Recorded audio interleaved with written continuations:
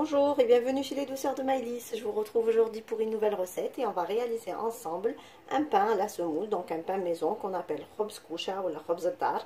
Donc c'est une recette qui est très facile, qu'on va réaliser. Donc moi je vais pétrir ma pâte dans mon Thermomix, mais vous pouvez bien sûr la pétrir dans un pétrin classique ou bien même à la main. Donc je ne vais pas faire une grosse quantité, donc moi je vais vous donner des ingrédients pour 500 g de semoule. Donc là ce pain, on ne met pas du tout de farine dedans, on met uniquement de la semoule, mais de la semoule fine ou bien extra fine. Moi je vais utiliser l'extra fine. Si vous avez de l'extra fine, c'est parfait, ça vous donne un pain qui est bien léger et bien moelleux. Si vous avez que de la fine, c'est pas bien grave, vous pouvez utiliser de la fine, ça donnera exactement le même résultat. Par contre, n'utilisez surtout pas de la semoule moyenne qui elle a le grain qui est un peu plus gros, un peu plus dur et du coup va donner un pain un peu plus dur. Voilà, donc on commence d'abord par déposer donc notre semoule dans le bol du robot.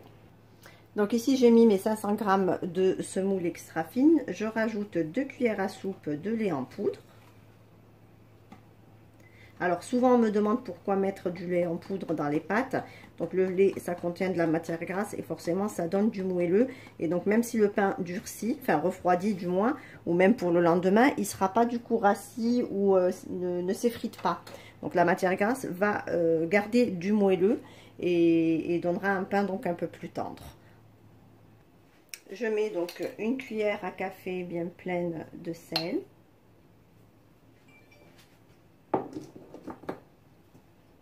Alors je mélange un petit peu pour du coup mélanger mon sel avec ma semoule avant de rajouter ma levure pour qu'il ne soit pas en contact.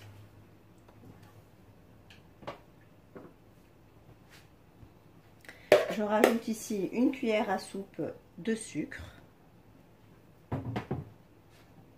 et une cuillère à soupe de levure boulangère, donc de la levure sèche.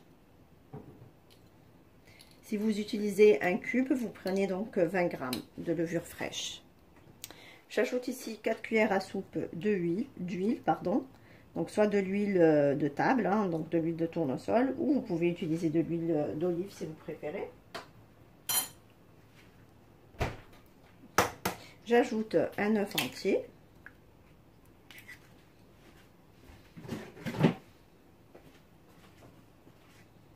Et là, je vais commencer donc le pétrissage en ajoutant petit à petit de l'eau tiède.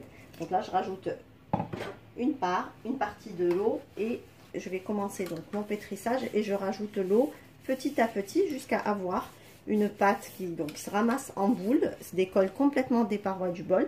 Alors il ne faut pas qu'elle soit trop molle, il faut qu'elle soit bien malléable, mais pas ni dure ni molle. Alors ici j'ai lancé donc mon pétrissage, je rajoute l'eau petit à petit jusqu'à ce que ma pâte se ramasse.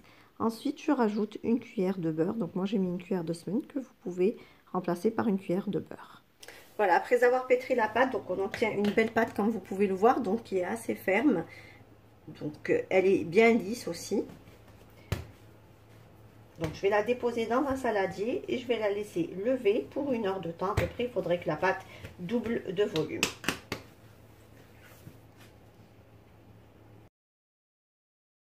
Vous pouvez le voir, donc ma pâte a bien doublé de volume.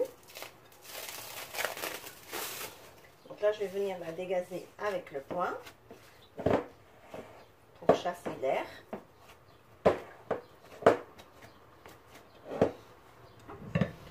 Et je la dépose sur mon plan de travail pour pouvoir la façonner.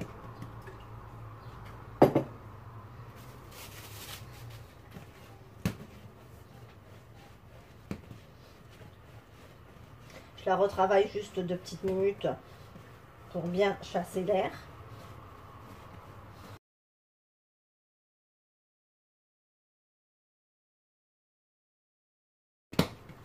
Et là, on va pouvoir commencer à la façonner. Alors là, j'ai divisé ma pâte, donc j'ai préparé une petite partie. Alors comme on est en plein mois de Ramadan, donc j'ai envie de faire un façonnage un peu particulier et réaliser donc une étoile et un croissant. Donc vous pouvez vous servir du coup d'un porte-pièce si vous avez des emporte-pièces de cette forme assez grand. Pour le croissant, c'est pas important, vous pouvez le faire avec deux saladiers de tailles différentes pour réaliser un croissant. Moi, j'ai deux ustensiles de cette forme-là. Donc à la base, c'est pas du tout des emporte-pièces, mais c'est des plats dans lesquels on peut mettre des fruits secs ou autres. Donc je vais m'en servir pour avoir cette coupe en fait d'étoiles et de croissants. Voilà. Voilà, donc là j'ai pris mon plat en fait en forme d'étoile. Et je vais essayer donc d'appuyer pour bien donner la forme à mon pain.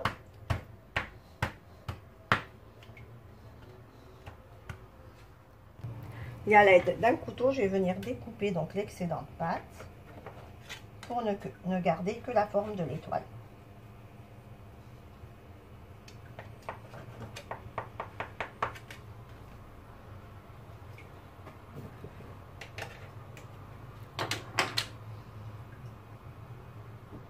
Et voilà donc ce que ça donne. Donc un pain en forme d'étoile que je vais tout de suite déposer dans une plaque du four recouverte de papier sulfurisé. Alors là j'essaye de faire donc le grand pain en fait en forme de croissant. Alors j'essaye de l'étaler pas trop finement non plus, il faut laisser une certaine épaisseur. Bon, le pain va encore doubler de volume, on va le laisser encore reposer quelques minutes.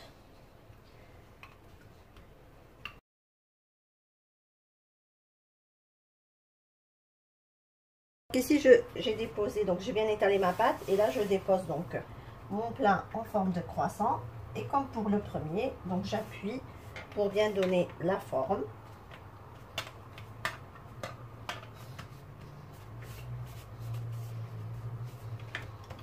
Et je m'aide donc avec le couteau pour retirer l'excédent de pâte.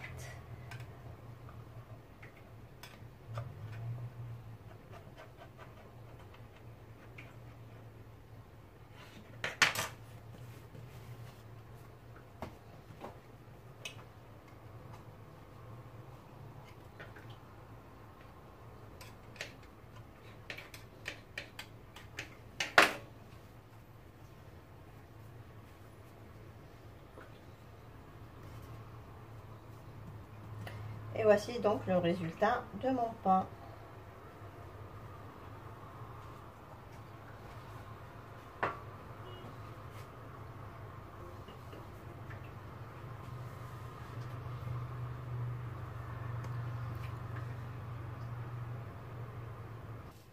Et voici donc mon pain une fois façonné. Donc on obtient un joli croissant, une belle étoile.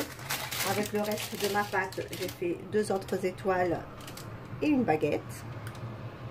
Donc je vais les laisser doubler de volume encore pour 15-20 minutes et ensuite on y reviendra pour les badigeonner de jaune d'œuf. Vous pouvez le voir, donc mes pains ils ont un petit peu doublé de volume. Donc là je vais venir donc les badigeonner avec du jaune d'œuf mélangé à un petit peu de lait pour les dorer un petit peu.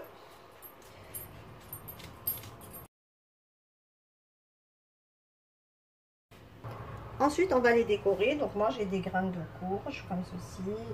Après, vous décorez comme vous le souhaitez avec les différentes graines que vous avez à la maison.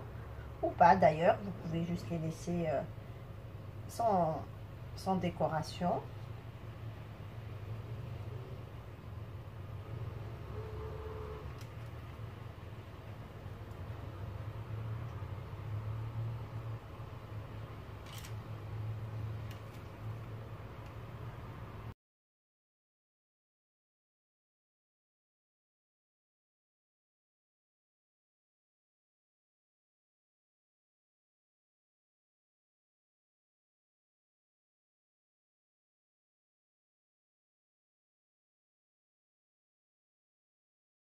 Voilà, à présent je vais enfourner mes pains donc pour 15 à 20 minutes à 180 degrés.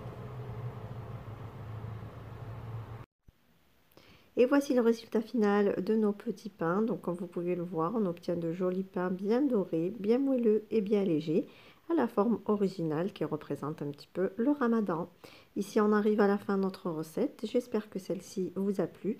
En tout cas, si vous avez aimé, laissez-moi un like et un commentaire et n'hésitez surtout pas à partager la vidéo autour de vous.